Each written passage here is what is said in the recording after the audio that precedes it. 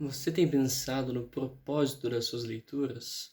Aliás, elas têm te levado a ler mais sobre este conteúdo ou a aplicá-lo na sua vida? Você já pensou sobre isso?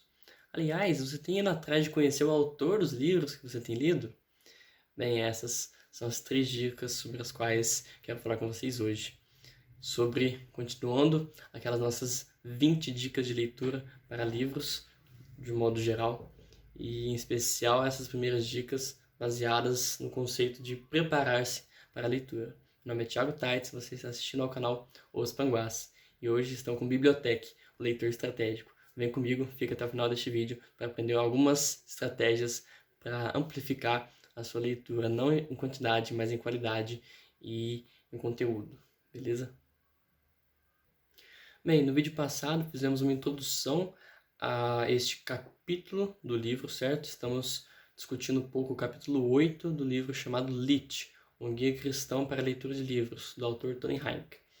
E por mais que seja um guia cristão, ele tem muitas dicas que são genéricas e gerais, mesmo você não tendo essa cosmovisão cristã como a minha, ok? Então eu recomendo para qualquer um este vídeo, porque eu tenho aplicado para os mais diversos tipos de livros as nossas dicas. Então, no vídeo passado, a gente apresentou a primeira da dica deste subconjunto das 20 dicas, né? O subconjunto do preparo para a leitura.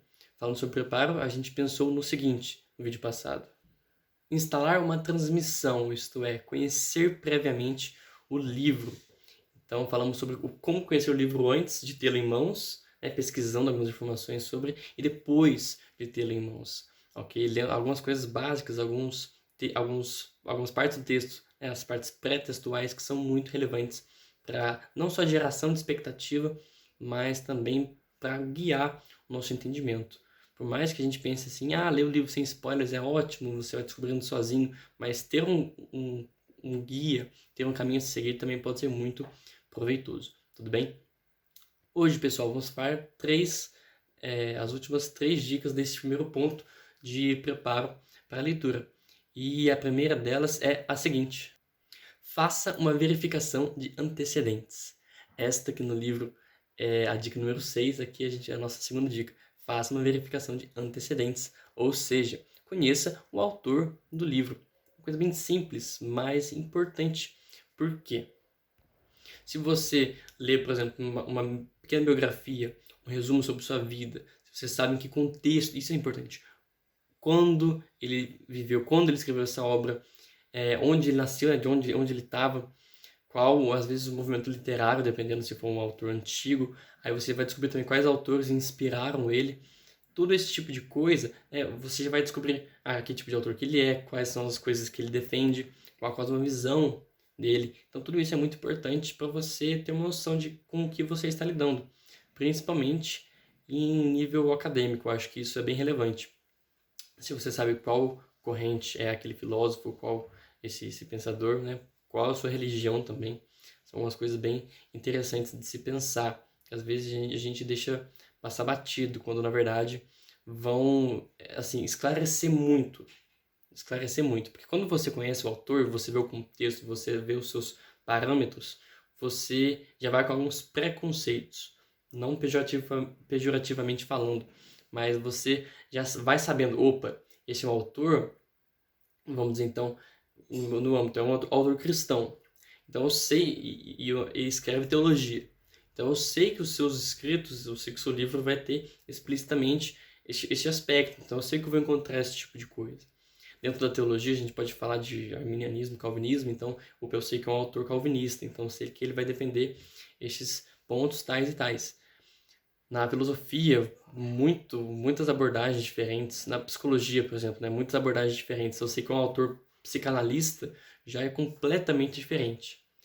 Agora, na ficção, isto pode nos ajudar no sentido de ter uma noção do quão grande é a obra da pessoa, quão famosa essa pessoa é, seu contexto também para entender do que ela está falando.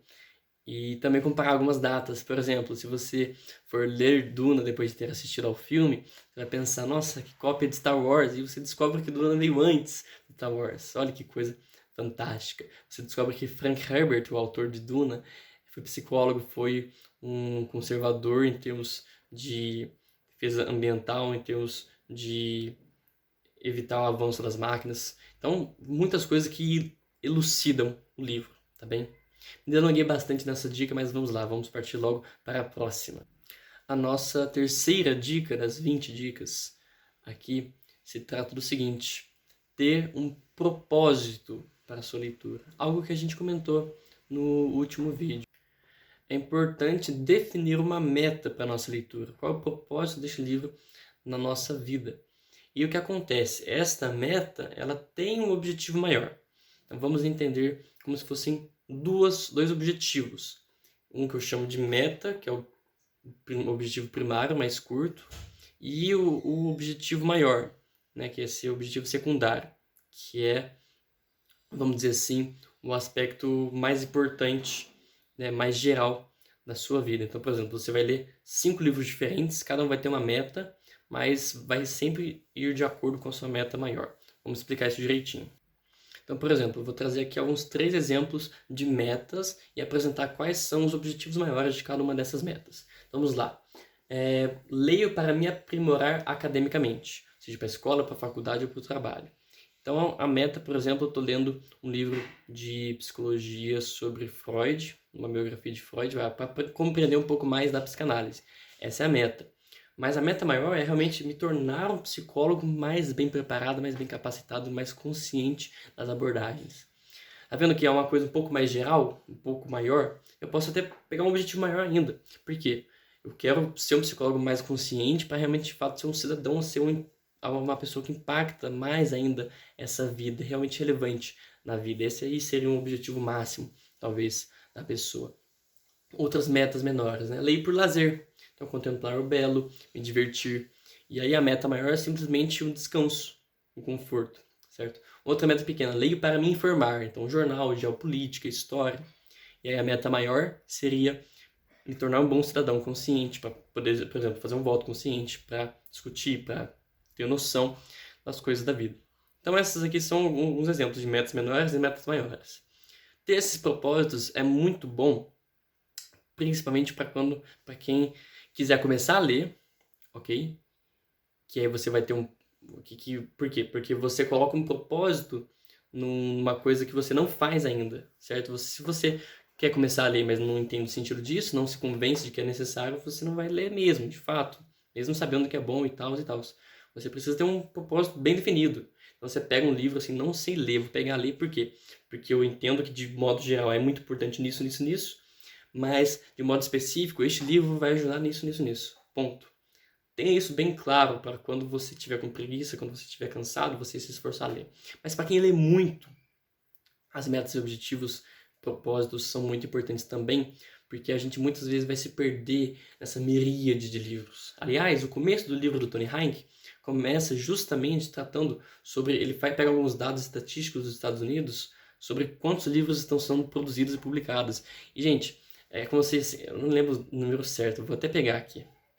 Olha só, ele pega alguns dados, ele faz algumas contas, e basicamente, se você decidir ler um livro por semana nos próximos 50 anos, você terá lido um total de 2.600 livros. Em contraste com uma publicação nos próximos 50 anos de pouca coisa. 28 milhões de livros. 28 milhões de livros. Então você que quer ler, descobrir várias coisas no mundo da leitura, realmente quer aproveitar o máximo possível. Se você não criar propósitos, você fica maluco, porque você não vai dar conta. Cada livro que você lê a mais, exponencialmente vai crescendo cada vez a quantidade de livros que existem para ser lidos. Então, sem um propósito, você fica perdido. Então, o propósito é bom para isso também. Agora, um adendo que eu gostaria de colocar, que vai mais para quem tiver realmente a cosmovisão cristã, que é pensar num objetivo maior, maior de todos os maiores outros objetivos. Que é quando a gente entende a questão da leitura sempre para a glória de Deus. Uma coisa boba, uma coisa, entre aspas, boba e aparentemente simples, também pode sempre ter esse objetivo maior que vai de acordo com a cosmovisão cristã, que é o entendimento de como glorificar mais a Deus com isso. Então, a leitura, para você que for cristão, ela é válida, porque você vai poder desfrutar do contemplar o belo e aproveitar e descansar para a glória de Deus. A tua vocação, como você vai se empenhar mais nisso, vai ser por serviço aqui na terra, para a glória de Deus. Então, de modo geral, a leitura dentro da cosmovisão cristã é também muito importante, porque nesses propósitos humanos a gente se aprimora para nosso aperfeiçoamento para a glória de Deus. Mas fechando esse parênteses, vamos continuar as nossas dicas. O que acontece? Resumindo, sempre vai ter um objetivo maior. Independente de qual meta seja, a sua meta vai ter um objetivo maior. Então, vamos lá. Conhecer a história do Brasil para ser um cidadão consciente. Ler um livro divertido para descansar de um dia trabalhoso. E aqui entra um detalhe, que eu vou fazer um outro parênteses para termos uma reflexão aqui sobre ficção. Ler uma boa ficção. Essa é a meta. O objetivo é um escapismo digno, ok? Então, para falar um pouco sobre escapismo digno, eu quero citar a interpretação que uma página do Instagram chamada Cristã Pop trouxe, analisando o filme Os Passageiros, aquele filme com Chris Pratt, que não foi muito bem visto, porque tem um final feliz, né? E justamente nessa discussão que essa página do Instagram, Cristã Pop, discute uma conceituação de Tolkien em seu ensaio sobre contos de fadas. E ele vai fazer duas distinções de escapismo. Então, para você que não sabe, escapismo é aquela noção de você estar fazendo alguma coisa para sair da realidade, ok? E quando a gente fala de o escapismo ser um propósito nas leituras de ficção, isso geralmente é visto como aos olhos, como se a pessoa estivesse simplesmente fugindo da realidade. Mas existe sim um aspecto negativo disso, mas existe sim um aspecto positivo. Então vamos lá. Qual que é a forma não digna, a forma tola? Ok? A forma tola é a seguinte: a fuga do desertor, é como Tolkien chama. Essa forma de escapismo envolve o uso de histórias para evitar responsabilidades da vida real, como abandonar o trabalho ou negligenciar as obrigações familiares. Então, a fuga do desertor é aquele que quer escapar da realidade porque ele está fugindo de suas responsabilidades. Então, isso sim é um escapismo tolo, não digno. Mas, em contraste, existe a fuga do prisioneiro. Olha só, esse tipo de escapismo, que Tolkien considera uma das principais funções dos contos de fadas, é como uma dose de cafeína que nos motiva e inspira a nos aprimorarmos e nos relacionarmos com o mundo. Esta aqui é a página comentando. Ou seja, é aquilo que, na verdade, a gente escapa para voltar mais capacitados. A gente sai da realidade para voltar para ela. Isso que é o que há de valor nas ficções. A gente entra nesses mundos para enxergar o que a vida real não nos apresenta. E só através da ficção a gente consegue enxergar. Mas aí a gente retorna para o mundo para torná-lo melhor. Então a fala do Tolkien é a seguinte: por que dever-se-ia escarnecer de um homem se, achando-se na prisão, ele tenta sair e ir para casa? Ou se, quando ele não pode fazê-lo, pensa e fala de outros temas que não carcereiros e paredes de prisão? O mundo lá fora não se tornou menos real porque o prisioneiro não pode vê-lo. Perceba, o mundo lá fora não tornou-se menos real só porque o prisioneiro deixou de vê-lo. Não pode vê-lo, no caso. O que ele quer dizer? Esse prisioneiro, ele está cercado pelas tristezas, pela morte que existe neste mundo. Então, ele foge disso e vai contemplar aquilo que existe de belo, aquilo que existe de valor, de digno na vida. E neste movimento, ele não ignora as tristezas, mas ele se reforça nesse momento belo para poder aguentar a vida na Terra. Então, fechando esse parênteses, a gente entende aí, sim, um propósito nas leituras de ficção também. Tudo bem? Então, já vimos aqui conhecer o autor, em segundo lugar, preparar-se para a leitura com um propósito, e o quarto ponto das nossas dicas é decidir o sentido deste propósito. Ok, vamos lá, o sentido do propósito, se é interno ou é externo. Isso daqui eu tive um pouco de dificuldade para entender a princípio, mas vamos lá, são dois sentidos possíveis, né? O interno ou o externo. O sentido interno é o que o Tony Hayek chama de ação centrípeta, que é aquela força que joga para dentro. um livro com ação centrípeta, ou seja, ser levado pelo autor para dentro do livro. E aí a ação externa é a ação centrífuga, para fora, que é você ser levado para fora pelo autor. Vamos lá, um exemplo de ação centrípeta para dentro, sentido interno. Ler pelo belo é ser levado para dentro, contemplar a obra, analisar os detalhes, se maravilhar com o enredo. Ou seja, o livro cuja ação centrípeta é o fim, é o próprio objetivo. Apenas ler o livro e compreendê-lo satisfará o seu desejo. Então, de modo geral, algo que eu extrapolei do autor foi entender que quando a gente tem um propósito do livro que nos leve para o próprio livro, a gente quer que o objetivo final, não só a meta, mas o objetivo final também está dentro do próprio livro. Então, eu não estou lendo um livro de piadas para me crescer como pessoa. Eu estou lendo porque eu quero me divertir. O objetivo final está dentro do próprio livro. Então eu vou me aprofundando, eu vou ler naquela ficção, vou ler naquela poesia, para ficar dentro do livro, para entender os detalhes e me deliciar com aquilo. Então esse é um sentido centrípeto, né, interno. E aí tem o sentido que é externo, que é ser levado pelo autor para fora do livro. Então, por exemplo, ler um livro de história é querer aplicar este conhecimento na atualidade, analisar as explicações de como se deu o que existe hoje e criticar a realidade. Ou seja, a gente vai ler porque o que eu peguei, o que eu entendi desse livro, eu quero aplicar para fora, eu quero sair, eu quero ser levado para outros livros, eu quero ser levado para aplicar isso na vida real, no meu contexto, no trabalho, no meu entendimento de vida. Ou seja, eu quero extrair as coisas do livro, não ficar cavucando e entrando cada vez mais no livro. Então, o livro cuja ação é centrífuga é o meio. Então, os livros cuja ação é centrípeta, que é para dentro, os livros são o próprio objetivo final. Os livros cuja ação é centrífuga, que é para fora, o sentido externo, o livro é um meio, é só um meio, o objetivo final está fora, ok?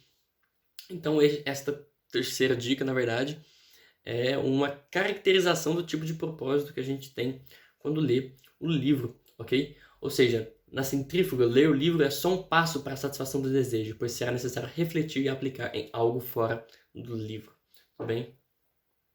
Então vamos refletir um pouco, né? Por vezes, uma mesma obra permitirá ambos, tanto para a extrojeção quanto a introjeção. Boas ficções geralmente fazem isso. Mas não há nada de errado em querer apenas se aprofundar. Este é o parênteses que eu quero fazer, esta ênfase. Ficar só no livro, não...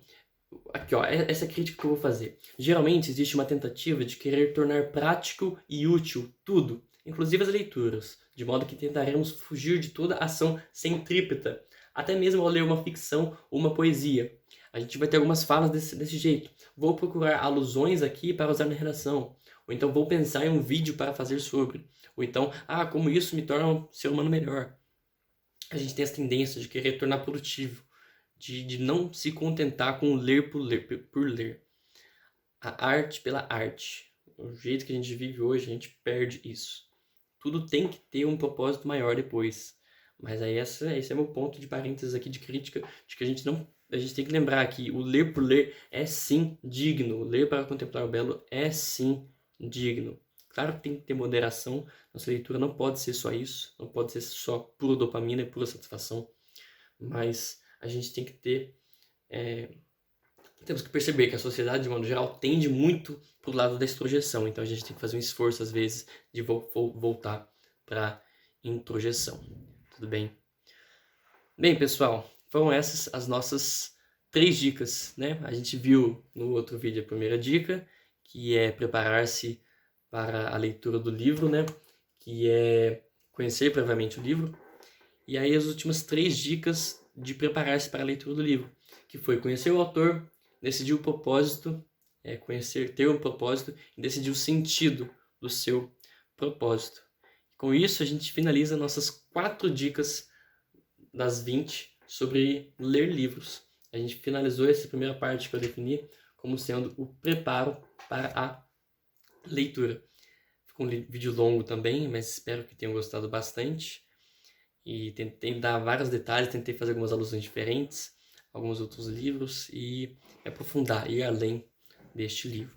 Como tenho falado para vocês, né? Eu li o livro, mas o livro trouxe essas dicas em 3 páginas e eu transformei aí no vídeo de 20 minutos para vocês, porque é algo que eu tenho refletido bastante e achado muito interessante.